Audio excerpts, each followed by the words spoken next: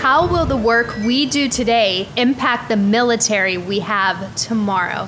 Hi, I'm Peyton Luke, and you're watching First Liberty Live. This month is Veterans Day, so we wanted to do a special episode highlighting several of our military cases. So many of us have people that either we know or people that are in our family who have served in the military. I know for myself, my dad was a naval commander and an aviator. So I know many of you probably know people that have served as well. So we want to honor them in this episode. Service members sacrifice so much, and they are on the front lines, so we want to be there to defend them as well. So you'll want to hear what we've been working on within our military practice group. And with me today to discuss all of those details is Erin Smith, who's an attorney here at First Liberty. Erin, welcome back to First Liberty Live. Thank you, Peyton. I'm thrilled to be here. Yeah, this is going to be fun. So tell us about one of our recent military cases regarding Levi Beard. Yeah, I think this is probably our most recent, fresh off the presses military cases. Levi Beard, Lieutenant Commander Beard, as some know him, he lives on base, like most military service members. A lot of our active duty service members live on base, so they have housing where they live. Something unique about Levi that our audience members may be interested to know is he actually was one of the service members represented in our Navy SEALs case. And so this is just part two for Levi. And so as a bit of background, he decided to fly an Appeal to Heaven flag outside of his military base residence. A lot of people around base have different flags. They have sports team flags, all kinds of flags. And so he flies his Appeal to Heaven flag because it has spiritual significance to him. This is a reminder of God's authority and control. It's a plea that, hey, I recognize that we're not going to make it if we're not appealing to God. We're not going to make it through the next challenge if we don't appeal to our Creator. Yeah.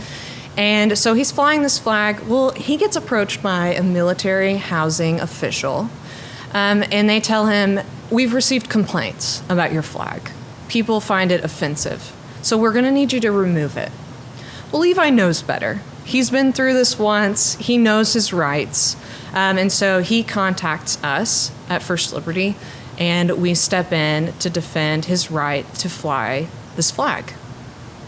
So kind of as, what's interesting about this case really is that this on-base housing is privatized. So a private company actually owns and operates the housing on base where Levi lives. And so we communicated with the private military housing people and just said, hey, this is a violation of his First Amendment rights, his RFRA rights. Oh, and by the way, the Fair Housing Act. And so they very quickly said, okay, he can fly his flag. And so for the entirety of our conversation with the attorneys that represented the private housing group and throughout the whole process, Levi continued to fly the Appeal to Heaven flag, and the Appeal to Heaven flag is here to stay. They said that they would be rescinding the lease violation notice that he had gotten, which really was what kicked us into high gear. When you get a lease violation notice, the next step is eviction. And so Levi was staring down the barrel of, man, me and my family could get kicked out of our home because I want to express my religious beliefs. But spoiler alert, the good news is that the flag's here to stay, and Levi and his family can rest secure in their home and know that they can continue to express their religious beliefs while on base. Yeah, well, it was an incredible victory. I know you put in a lot of hard work, as well as several of our others on our team. So for those that might be watching or not as familiar with some of the military cases, from a legal standpoint, what's the significance of this victory, and why does it matter for, say, future service members? Sure. I think this really goes to the heart of maybe the confusion around religious liberty in the military and where it intersects. There's a lot of people that think when you sign up for the military, you're giving up your rights. You have to give up your rights to religious freedom to serve in the military. But that's just not true. And so what this means and the significance of this victory for Levi, like any victory that we have in our military cases, is, hey, just because you're putting on the uniform doesn't mean that you don't get freedom of religion like the rest of us. And so that's really the significance of this. Because that's one of the things they're fighting to protect. Right. Yeah. Right. Wow.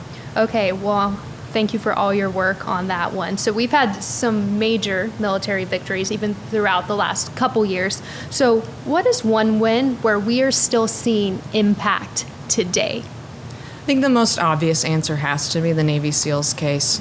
It really just put on display for all of America and really for the whole world, hey, not only are we the freest country in the world, but our service members are free too.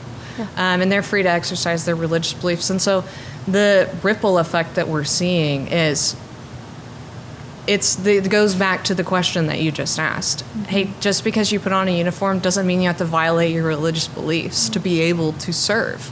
And in fact, we value those people. We in America value the people of faith that serve in our military, and we're going to honor their service and honor their rights that they have as American citizens. So I know during your time at First Liberty, you've been very close to all the details going on in our military practice group with the cases and the clients. So explain to us, what's the difference in the military cases versus, say, some of our other religious cases?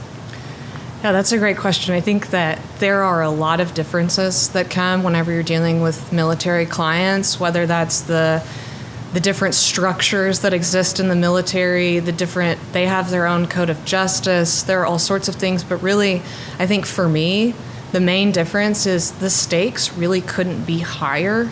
I mean, a lot of these service members, when you're talking about what they're dealing with and what they're confronting, yes, losing your job is a big deal, but when you lose your job in the military, that can look like a dishonorable discharge. And that doesn't just affect the here and now. That affects things that come in the future. That affects your legacy. That affects way more things if you are discharged dishonorably from the military.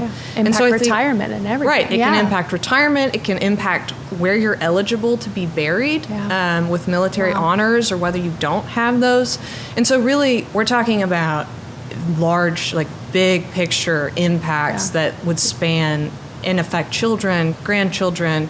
Really, it's your legacy that's at stake when you're getting in trouble with the military. Yeah. Wow. So what is something you've learned from working with clients and practicing law within the military practice groups? It's special. It's a little bit different. So before coming to First Liberty, I worked in criminal law and I worked in education law. And those are very important areas of law and areas of law that I value. But it's different when you're looking at, your client has agreed to ultimately sacrifice their life if they need to, so that I can practice law, so that I can continue to live in a free country. And so it is incredibly humbling to work in the military law sphere and especially defending our first freedom for them. Why does First Liberty have a special interest in religious liberty within the military? I think, I really think that everyone at First Liberty sees the honor and privilege that it is to defend our defenders. And that's not a small thing that we would take on the Department of Defense or the Department of Justice, the big federal government, when it comes to these rights. There are a lot of groups that don't want to take on the government because it's huge. And they think about the judges that they may have to go before that either don't like religious liberty or they love the military and they think that the Department of Defense is always right. And so we saw a need at First Liberty to protect service members and to become really specialists in protecting religious liberty in the military. And I'm very thankful to get to play a very small role in what we're getting to do to defend, America's heroes. It's amazing. It's, as you said, such an important area So is there anything that you would like to say to members of the military who have served and are standing strong for their religious convictions?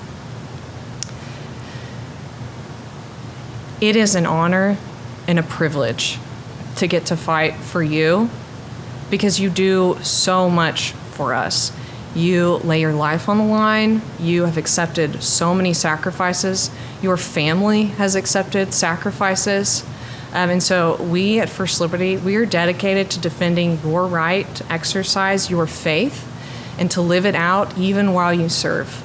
So thank you for giving us the opportunity, and we are not going to stop fighting at First Liberty because we are here for you and we are here for every American that wants to live out their faith.